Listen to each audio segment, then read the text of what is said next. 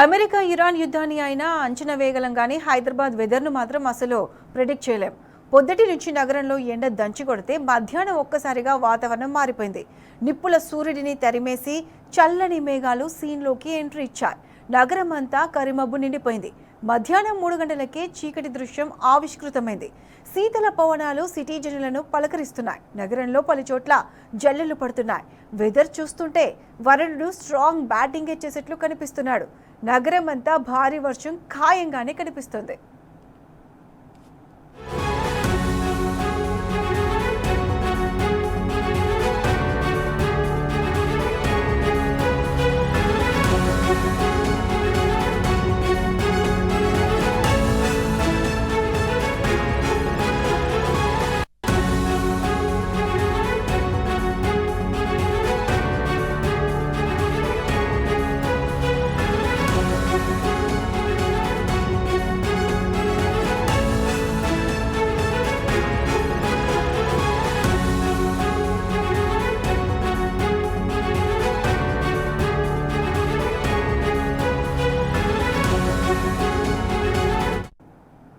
Weather కి సంబంధించి పూర్తి అప్డేట్స్ మా ప్రతినిధి అరవింద్ అందిస్తారు. అరవింద్, చెప్పండి.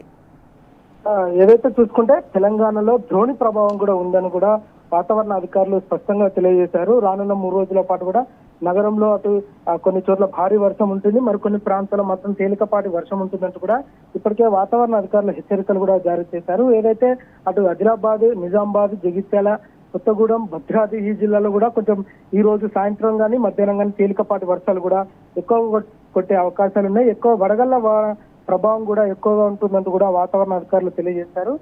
ప్రధానంగా సెంట్రల్ జోన్ కు వచ్చి హైదరాబాద్ లో చూసుకుంటే మాత్రం అటు మెహదీపట్నం, టోలీ చౌక్, ఆసిఫ్ నగర్, కార్వాన్, విజయనగర్ కాలనీ ఈ ప్రాంతాల్లో కూడా తేలికపాటి నుండి ఉరుపులతో మెరుపులకు ఉన్న వర్షం కూడా కురుస్తుంది. అటు మాసప్ ట్యాంక్, అమీర్పేట్, సనత్ నగర్, సోమాజిగూడ ఈ ప్రాంతాల్లో కూడా మేఘవృత వాతావరణంతో కొన్ని చోట్ల తేలికపాటి కూడా వర్షం నమోదయ్యే అవకాశాలు కూడా ఉండే అవకాశాలు ఉన్నాయి.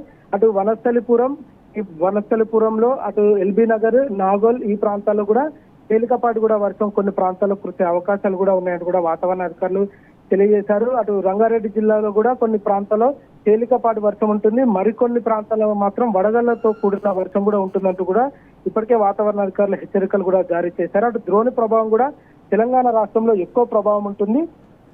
ఇది రాగల 3 రోజుల పాటు కూడా ఉంటుంది. అటు ఉదయం సమయంలో కూడా ఉక్కపోత వాతావరణంతో కూడా ఆ పరిస్థితి నెలకొనే అవకాశాలు ఉన్నాయి. మధ్యాహ్న సమయంలో కూడా దాదాపు ఉష్ణోగ్రతలు 42 నుంచి కూడా 45 ప్రాంతాలలో ఉష్ణోగ్రతలు కూడా వేడి ఉష్ణోగ్రతలు కూడా గరిష్ట స్థాయిలో నమోదయ్యే అవకాశాలు కూడా ఎక్కువగా ఉన్నాయంటూ కూడా వాతావరణ అధికారులు హెచ్చరికలు కూడా జారీ చేశారు. మరి మరట్వాడ నుండి ఈ ప్రాంతాల్లో ద్రోణి కొనసాగుతుంది. అటు తమిళనాడు మీదుగా కొన్ని ప్రాంతాలకు మీదుగా సముద్ర మధ్యంగా 0.9 కిలోమీటర్ల ఎత్తులో ఇది కొనసాగుతుంది.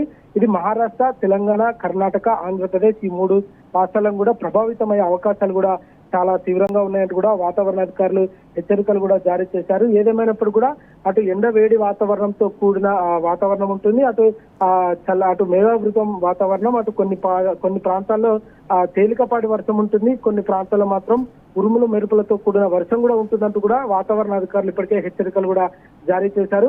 ఏదేమైనప్పుడు కూడా ప్రజలందరూ అప్రమత్తంగా ఉండాలి. అటు హీట్ వేవ్ కొనసాగుతుంది, ఇటు కొన్ని ప్రాంతాల్లో వడగళ్ల వర్షం కూడా కొట్టే అవకాశాలు ఉన్నాయి. సెంట్రల్ జోన్ ఉన్న హైదరాబాద్ లో మాత్రం మేఘావృత వాతావరణం ఉంటుంది. కొన్ని ప్రాంతాల్లో మాత్రం వర్ష తీవ్రత కూడా ఎక్కువగా ఉండే అవకాశాలు కూడా ఉన్నాయంటూ కూడా వాతావరణ అధికారులు తెలియజేశారు. ప్రతిష. Right Arvind, thanks for the weather updates.